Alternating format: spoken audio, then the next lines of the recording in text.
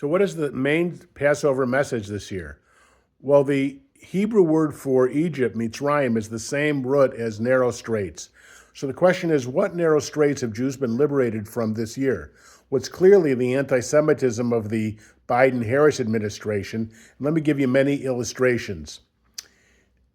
Last year, there were over 300 college campuses that were protesting for Hamas after October 7th, 2023's horrific genocidal attack by Hamas on Jews.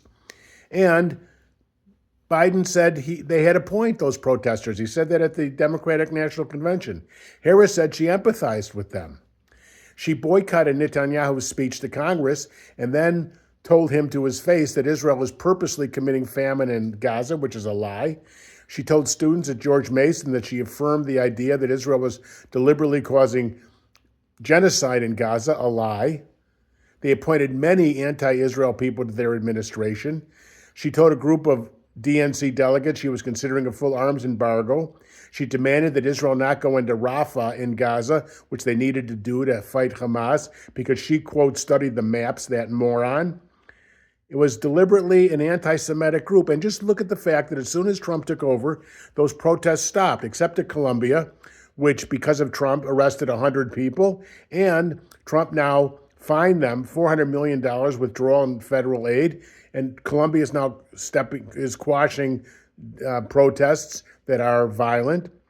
The Democratic Party is desperately trying to keep this Khalil guy, this horrible anti-Semitic, anti-Israel, pro-Hamas terrorist here on a green card, even though Trump wants him expelled. Trump says he's going to go after a lot of these pro-terrorists here on student visas who are guests of the United States. I mean, there's example after example. Chuck Schumer always prided himself as a supporter of Israel, even though clearly he's falling down on that lately. Wrote a book on anti-Semitism, but he had to stop the book tour because his own party was going to boycott him. I mean, unbelievable.